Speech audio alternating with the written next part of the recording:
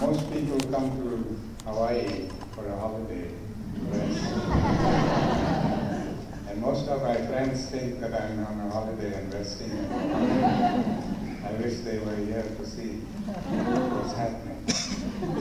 But I'm very happy because my grandfather always said that wherever you go, you must plant seeds of peace and nonviolence in the minds of people, and just hope that those seeds will be nurtured and we will soon have a peaceful world.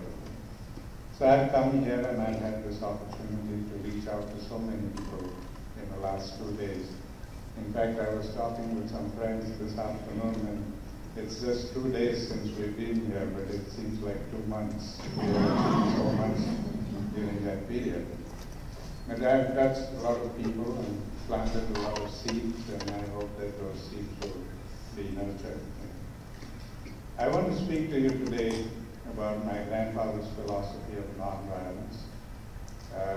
We talk about it as nonviolence, we think about it as nonviolence, but he looked at it much more deeper than that. In fact, his philosophy began quite by accident. When he went as a young lawyer to South Africa at the age of 23 and became a victim of prejudices. He was picked up and thrown off a train because he insisted on traveling in a first-class compartment. And in those days, black people were not allowed to travel by first class. And that humiliation that he felt spurred him on to find a different way of seeking justice. And that's where nonviolence came into his mind, and he began to think about it and practice it. In the beginning, he called his movement civil disobedience. He had not yet read Thoreau's Civil Disobedience, but it just came to him from somewhere. I don't know how he came upon that word, but he described his movement as civil disobedience. And after some time, he said, there's nothing disobedient in what he's doing. So he said, why should I call my movement civil disobedience? He switched to passive resistance, and this time he took the word from Leo Tolstoy, who had already written a lot about passive resistance and practiced it in Russia. And he had read about this, and so he said, well, we'll call it passive resistance. And after some time, he said, there's nothing passive about nonviolence. And so he moved on from there. And he launched a campaign, a public campaign, to find an adequate word to describe his philosophy. And he offered a prize for that. And the result of that campaign was the suggestion of calling his movement Satyagraha, which is a combination of 2 words. Satya meaning truth, and agraha meaning insistent upon truth. I prefer to translate it as pursuit of truth. And especially because today, a lot of people and a lot of organizations feel that they possess the truth. And I think that nobody really possesses the truth. We can only pursue the truth, because nobody really knows what the ultimate truth is. Possession means that we know what truth is and we can possess it and hang on to that. But we don't really know what truth is, and so we have to just pursue it as honestly as possible. And that's what my grandfather did all his life. He pursued truth honestly, and he referred to all the campaigns that he conducted during his life as a pursuit of truth. He used nonviolence not just for political resistance, but also for social change and cultural and religious change. I won't say that he used it as a resistance as a force for social change, but as a means to bring about a social change. And I'd like to dwell on this a little as I progress with this talk. But I want to go back a little to the events in South Africa, especially because we have seen, not only in recent times, but in the last 15, 20 years, that many of the movements which claim to be nonviolent are not really nonviolent in the Gandhian sense. Because there is a lot of anger and a lot of passive violence expressed in that movement. And that has no place in a truly nonviolent struggle. The example that I want to share with you indicates how grandfather looked at all of these issues. In 1913, just before he left South Africa for good to live in India, he decided to launch the last movement against apartheid in South Africa. And as he always did, he announced the movement, the campaign, to everybody, right from the Prime Minister down to the local police station. He sent out information to the media and he told them what he was going to do, why he was going to do, where he was going to do it, when he was going to do it. Everything was out in the open and it was publicized and everybody knew what was going to happen. And then a couple of days later, the workers of the South African railways decided to go on a strike for better working conditions. And when that was published in the newspapers, grandfather immediately realized that this is a national calamity. That if the railway system stops working, then the whole country is going to be paralyzed and affected very seriously, and the government's attention will be drawn to that issue. And he felt that it would be unfair of him to add to the burden of the government with his own campaign for justice. And so he announced that he was going to withdraw his campaign until the government was able to deal with the strike, and then he would launch his campaign at a different time. The workers of the railway came to grandfather and pleaded with him, said, we are also struggling non-violently. Strike is a non-violent weapon. We are fighting the same enemy. So why do you withdraw your campaign? Why don't you join us and let us strengthen each other's forces and fight a common enemy? And grandfather's response to that was that I don't have any enemies. They are not my enemies. They are my friends, and I'm trying to transform them. And he said, you have a different objective, I have a very different objective, and we can't make common cause of this. So you go ahead and do what you have to do, and I will do what I have to do in my time. And so the strike went on, and there was extreme anger and frustration expressed in the rallies held outside in the streets. And it was very easy for the police to infiltrate the ranks of the protesters and cause an incident that would give the police the right to use excessive force and crush the movement. And that's what happened. In 4 days, the strike was over, the workers had to go back to work without gaining anything at all. And then grandfather launched his campaign, and it went on for weeks, and the police couldn't do anything, the authorities couldn't do anything, and ultimately the Prime Minister invited my grandfather to come and discuss an agreement on this issue.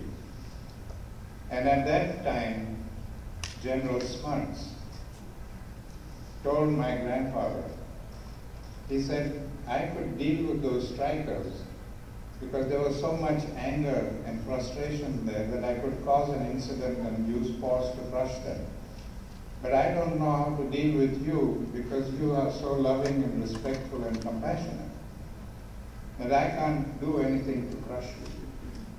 And I think that is the crux of the problem with nonviolence.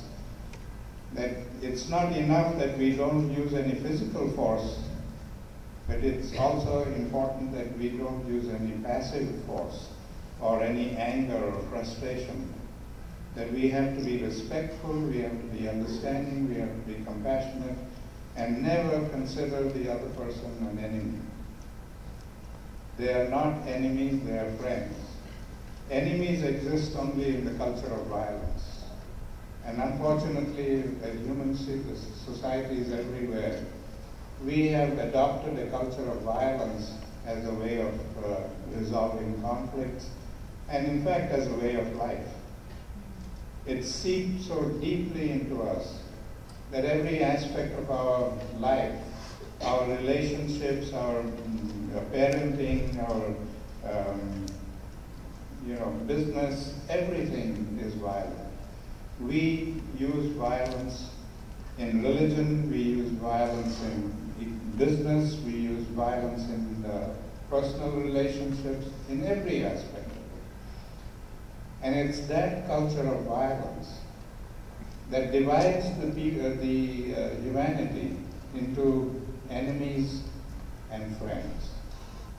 And when we divide people into enemies and friends, then we are creating the potential for major conflict.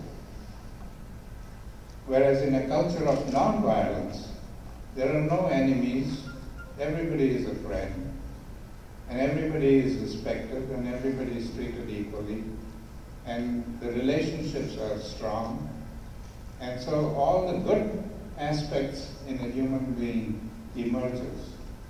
All the love and respect and compassion and understanding and acceptance and all of these come to the fore, and they play an important role in our lives. Whereas in a culture of violence, it's just the opposite. It's all the hate and the prejudice and frustrations and anger and all of these negative emotions and negative feelings and attitudes that emerge and control our lives. So we have to make an effort to get rid of this culture of violence and replace it with a culture of nonviolence. Now I know many scholars in today's world consider grandfather's philosophy of nonviolence as a strategy. And they say that it's just another tool for conflict resolution, and it can be used when convenient and discarded when not. Now, my grandfather said that it's impossible. You can't be non-violent in one moment and violent in the next moment. You have to make a choice whether you want to be violent or you want to be non-violent. You can't be both at the same time. And we have to understand that. So it's not a strategy, it is a way of life. If we don't imbibe it, if we don't think non-violently and live non-violently and behave non-violently, we cannot create peace in the world. And that is one of the reasons why we have peace movements that have been going on for centuries, and we haven't achieved much peace at all. Because we really don't know what we are talking about when we talk about peace. Peace is not anti-war. Peace is not anti-violence. Peace is harmony. When people can live with love and respect and harmony with each other and create that kind of a relationship with each other, where we stop looking at people by the labels that we have designed for people. You know, we have labels for everything. Gender labels and race labels and color labels and you name it, and we have a label to define a person.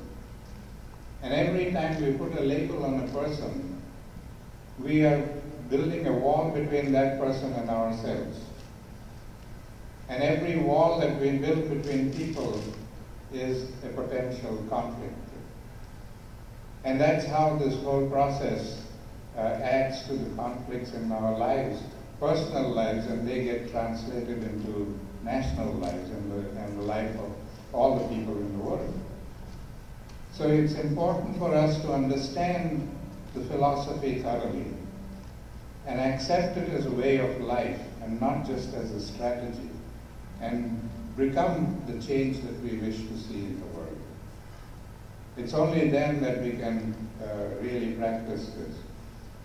Grandfather realized that, as I said earlier, that there are many conflicts in the world because there are many acts of violence that we practice. Economic violence and political violence and cultural violence and so on. And we have to resolve all of these acts of violence through peaceful means, through non-violence. And so he had a segment of his philosophy of non-violence, which was known as trusteeship and constructive action. Now, what he meant by trusteeship is that each one of us has a talent that we acquired through our education, or a talent that we have inherited, or acquired in any other way. But we generally think that we own the talent, and therefore we exploit that talent for our own personal gains to achieve whatever our ambition may be, and become very selfish and self-centered. And Grandfather said, we don't own the talent. We are trustees of the talent. And as trustees of the talent, we should be willing to use that talent for other people as much as we use for ourselves. Which means sharing and giving. And many people, when I talk about this, they say, we do share, we do give in charities, we support charities and all that. And I said, yes, that is good. I'm not going to say that all the charities we support are bad. But there's a difference in the way we give. And the difference is this: that when we give out of pity, it is negative giving. But when we give out of compassion, then it is positive giving. And let me explain this a little more. If we walk out into the street and we see a hungry person, our immediate reaction is to dip our hands in the pocket, give that person $1 or $2 and tell him to buy something to eat, and we walk away from him. We don't care whether that person buys something to eat, or whether he buys cigarettes, or he buys drugs, or he buys smoke, or whatever. We feel that we have done our good deed for the day, and we walk away from there very happy. Now that doesn't help him and doesn't help us. It makes us feel good for that moment that we did a good deed for that day, for that moment. But after that, we find that the problem still exists, and it just goes on and on. So giving out of pity is a very negative thing, and we should not do that. What Grandfather suggested is that we should rather give out of compassion. Now that means getting involved. It's not as easy as writing a check and mailing it to the charity. It's getting involved in trying to find out what is happening with that money and how it is being used, and whether it's constructive or not constructive, and whether it's having the effect it should have or not. And so we have to get involved in all of these things and become a part of the solution. And that would then be constructive and would help people overcome their difficulties. I want to share with you an example of this. In the 1960s, when I was still young and a journalist in Bombay, India, I came across many homeless people. I mean, those of you who have been to Bombay, or any part of India for that matter, are aware of how many people live in poverty and in subhuman conditions. And Bombay city was choking to death, and it's still choking to death, because of the constant influx of the poor people from the villages into the city in search of survival. And I spoke to some of my friends in the newspaper that I was working for, and I said, would you like to join me in an experiment? And let's see whether Gandhi's philosophy of trusteeship and constructive action is really effective or not. And 6 of us got together, and we decided that we were going to tackle this homeless issue, even if it was just a drop in the ocean.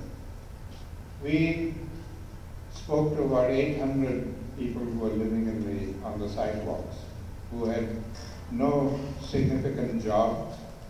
They were, working as piecemeal jobs and earning the bare minimum and just barely surviving on that income.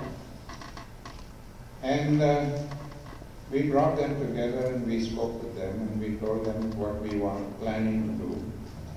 And for many months, we tried to reach out and understand them, learn about them, learn about their poverty, learn about their strengths and their weaknesses. And then we built that relationship where they began to trust us.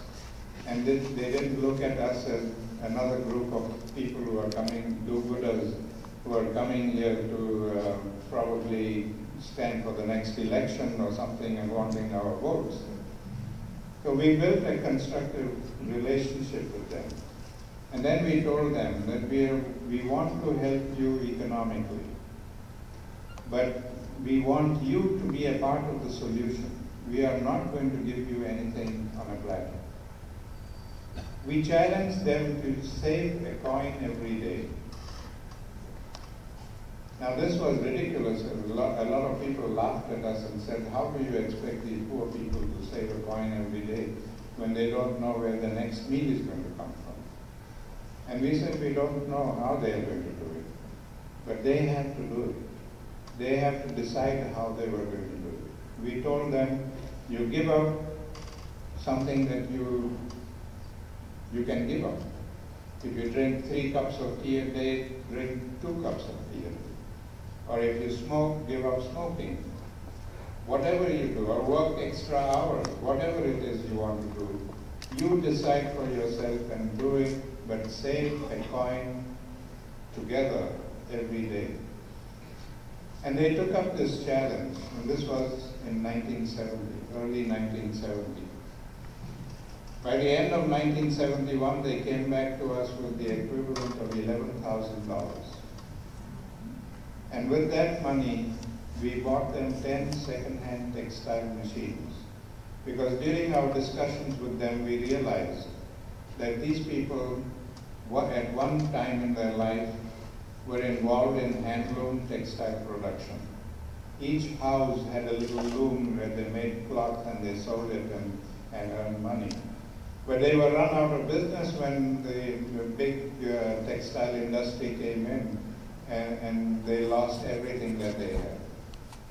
So we said they have this talent and we need to, and we sent back about 70, 80 of them to go back and work in this factory and run it round the clock, so that the people who had contributed to the fund can come and live on the earnings of this factory.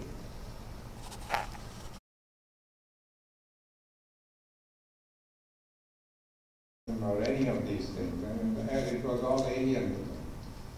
So we had to spend time in training them on the floor, training them, showing them how it is done, and when they became confident, we gave the responsibility of it to them, and they began to run these industries. And I must say that in less than a decade, they expanded that factory, and they had 4 factories at the end of the first decade. And they now have about 6 factories, And they're continuously growing and expanding. And all the people who had contributed have gone back and living in their villages and earning a good life. Their children have gone to schools and colleges, and they've come back as doctors and teachers, and they've changed the village completely. They continued with the small savings habit, and in 1978 they opened their first cooperative bank in Bombay City. And that bank now has assets worth nearly $2 million. And with that money, they are now helping other people who are living in poverty to get easy loans and start a business of their own. So this little movement of using trusteeship and constructive action, if 6 people could affect the lives of now almost 2 million people, imagine what could 60 people or 600 people or 6,000 people could do. And that is what we need to understand about his philosophy. I was in Oregon recently, last year in fact, in a middle school to speak to children about nonviolence and about peace in India.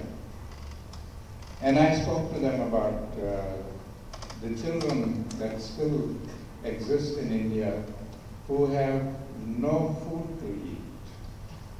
I mean, there are millions of children who are sent out in the morning in India to go and earn some money and bring it home. And only if they bring money home will they get anything to eat, otherwise they have to sleep on a hungry stomach. I was traveling by train I think it was about a year and a half ago or 2 years ago, in Bombay. And I was reading a book, and then I found somebody tugging at my trouser leg. And I looked down, and it was a little boy, about that high. He couldn't be more than 5 years old. He was in rags, he was in miserable, malnourished state, but he had a tin box of candies in his hand. And he was pleading with me to buy the candies. And that box was about half full then. And my station was coming, so I asked him to get off with me, and we sat on the platform and talked for some time. And I realized then that he was sent out in the morning by his parents with this tin full of candies, homemade candies. And he was instructed to not come home until he had sold all of them. And he wouldn't get anything to eat until he brought the money home. And I met him around 5 o'clock in the evening, and he still had more than half the tin full. And I wondered, what is this boy going to do? A 5-year-old boy was not going to get a meal. He had not eaten the whole day because he hadn't sold the candies, and he couldn't use the money from the candies to buy food for himself. He had to wait until he took all that money home and then got something to eat. And I realized that he was not going to get anything to eat that day because he's not going to be able to sell all those candies. And a thought came to my mind. I said, I can give him money and buy those candies and probably throw them away or something because I wouldn't eat them. But that would help him for that day. What is he going to do tomorrow or the day after? And so the seed was planted in my mind that we need to find a permanent solution to this problem. And we decided that we are going to build a school, a boarding school, where we are going to take all these children from extreme poverty and give them education so that they have the means to break that cycle of poverty. But not give them the kind of education that is going on in the schools in India today. And in fact, in all the schools in all the countries. We are so concentrated on giving children an education that would put them in a slot in the marketplace and they may make money. And that is just half the story. Life is not about making money and becoming rich. There is much more to life than just making money. And so this school that we are going to build is going to be very different. It's going to have a very different program of teaching, where there will be vocational training as well as the ability to read, write, and do arithmetic. And hopefully that will change their economic status. But the other unique thing about the school that we are planning to build is that we are going to get the entire family involved in the educational process, rather than taking one child from the family and giving that child an education. This has been done in the past. One child has been picked up from a family and given education. But the result has been that that child got so alienated from the family and so disgusted with the poverty that the family lived in, that they broke away from the family and went into the cities in search of jobs. So we don't want to create that kind of an atmosphere where the families break up. So this is the unique program that we have for the school. And I told these kids about this story in Oregon, and they said, well, we want to do something to help you. What can we do? And I said, well, it's a very simple thing. I said, all of you get pocket money from your parents.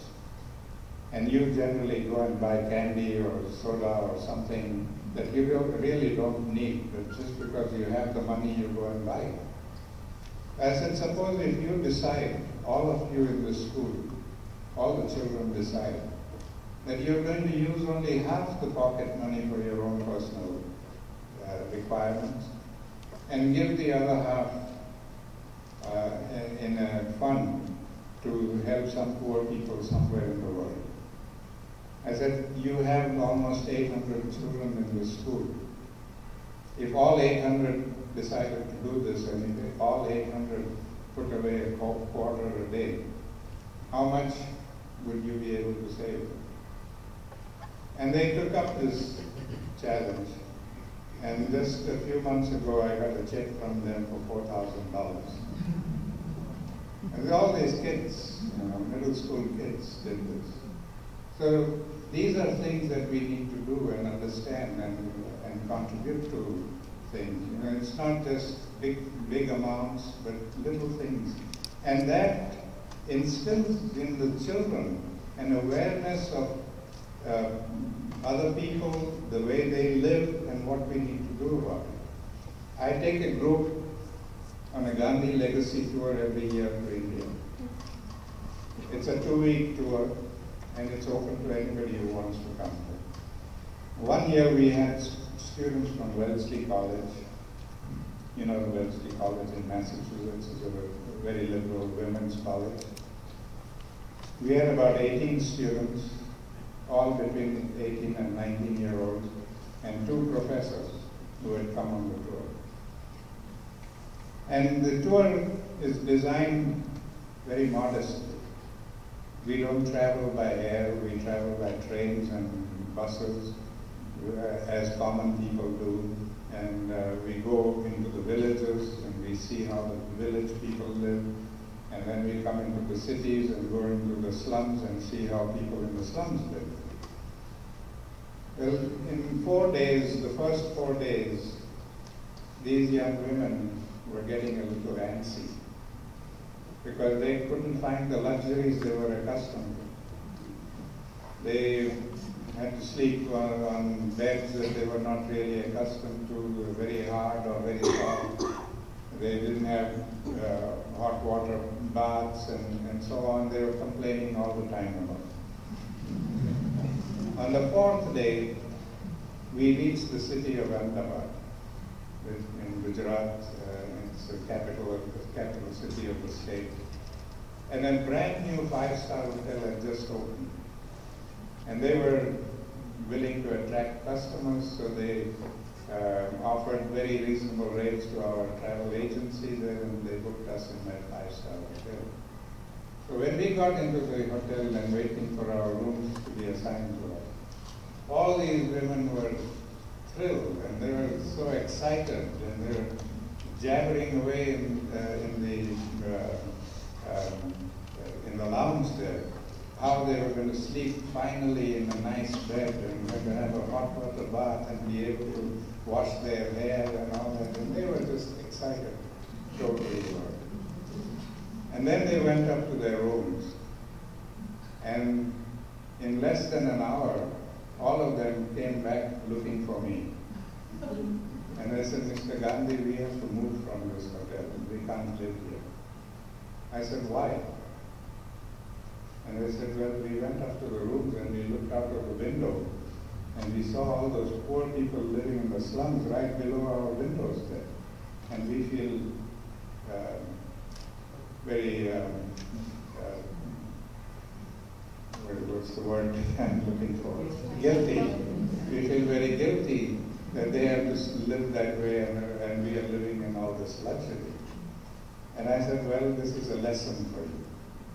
I said, here you have the window to the other half of the world, and you can see how they are living and what they are doing. But in the United States, you live there and you don't have a window to the other half of the world. So you don't mind using all the luxuries and not even thinking about how the other half lives. So for the 2 or 3 days that we are going to stay here, you are going to see that every day. And I hope that at the end of the stay, you will come to some understanding of what your responsibility is. And I think that's a fact for all of us. You know, we don't have a window to the other half of the world, and so we can shut them out and forget about them. But that is not how we can survive. And that is one of the major reasons why we have so much violence going on in the world today.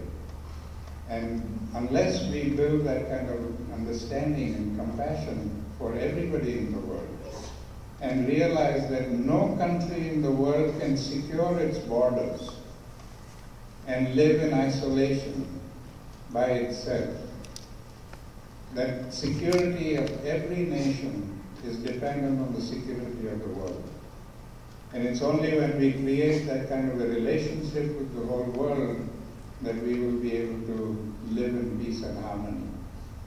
So these are aspects of the philosophy of nonviolence that are very essential, and all of us need to understand and accept and